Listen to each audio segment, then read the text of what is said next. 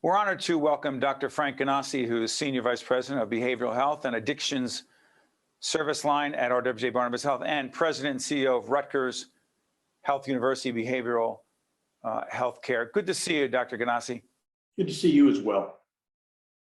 The most significant stressors, pressures, mental health issues, particularly for children, as it relates to COVID 2+ years in, what would they be and why should we all be concerned?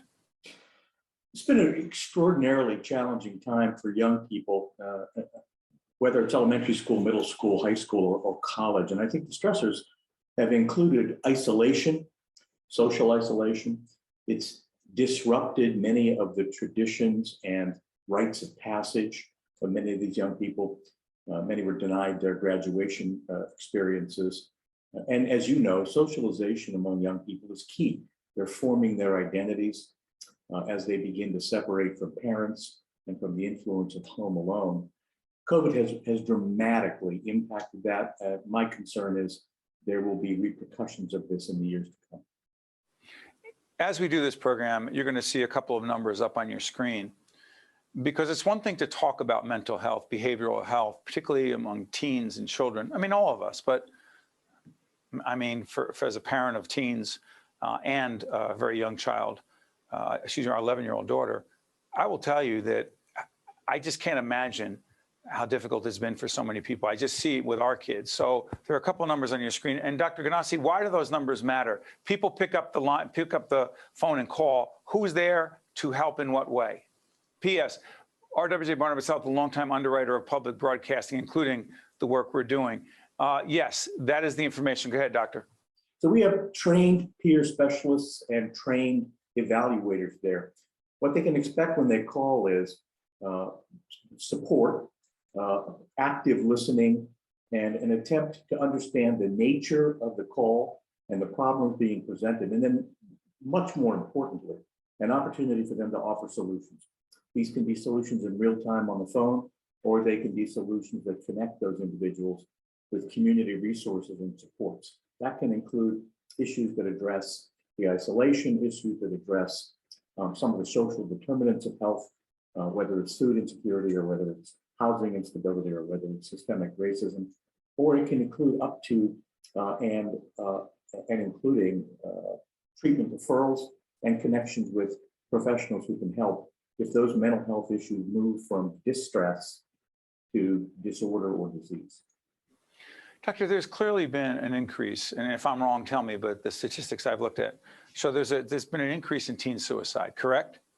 There has, and you know, this unfortunately, this has been a trend that's been drifting up for almost 2 decades. The last couple of years has seen a more concerning and dramatic increase. You are correct.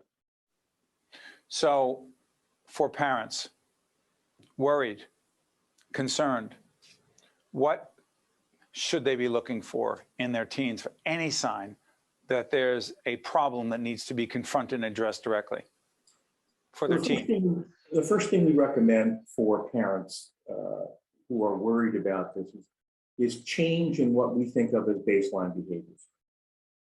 Most parents know their child's rhythm.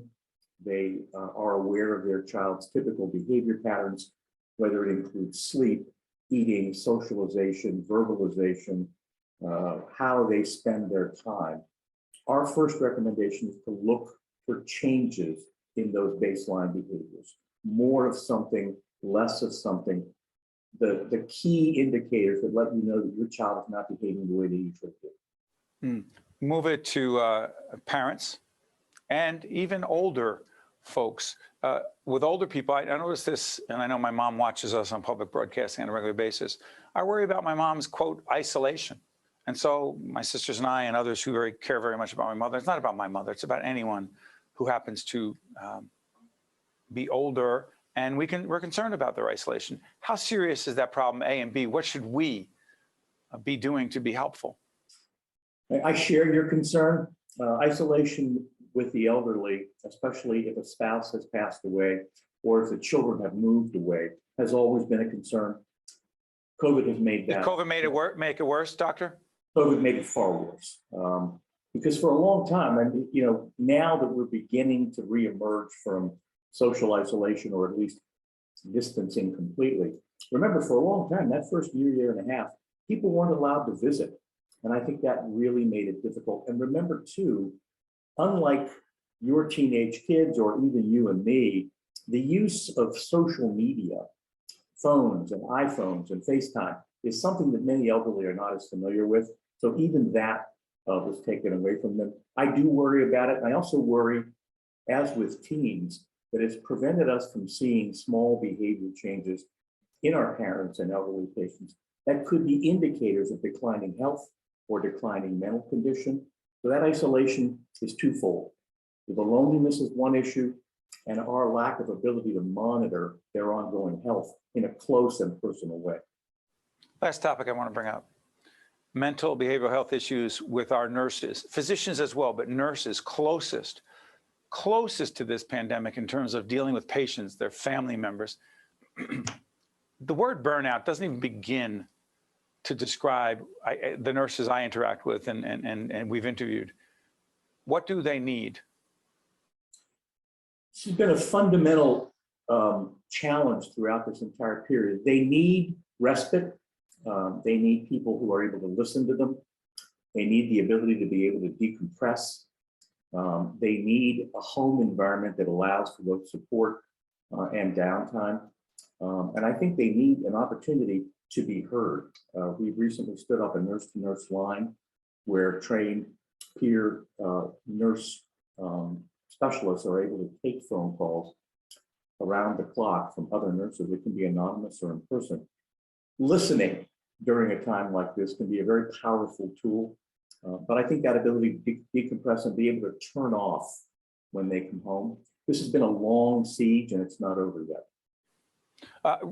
And real quick, before I let you go, connecting behavioral mental health issues with primary care, 30 seconds or less, please. It's critical. I think the future of sustained population health is to embed behavioral health in primary care, pediatric care, and obstetrics care, so that the normal course of that primary care visit, we're able to attend to, screen, and address behavioral health issues. The mind and the body are one entity. Yeah. Dr. Frank Ghinassi, I want to thank you so much for joining us. There are so many people watching right now, family members of those watching who are struggling or challenged, and we need to talk about it, be more aware, and frankly, find ways to be helpful, which is why we put those numbers up. I'm not even call them hotlines, but they are important numbers. Thank you, Doctor. We appreciate it. Thank you, Steve. Have a great morning. You too as well. Think Tank with Steve Adubato has been a production of the Caucus Educational Corporation.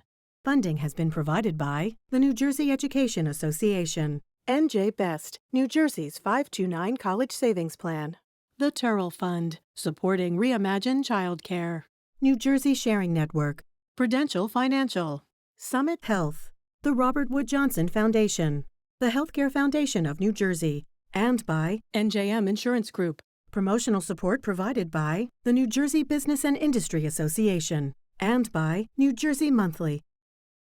Hi, I'm Dr. Sharif El-Nahal. Did you know that there are nearly 4,000 New Jerseyans waiting for a life-saving transplant, and 67% of those people are people of color? Just one organ and tissue donor can save 8 lives and enhance the lives of over 75 people. Let's come together to raise awareness in our diverse communities. Donation needs diversity. You have the power to make a difference. For more information or to become an organ and tissue donor, visit www.njsharingnetwork.org.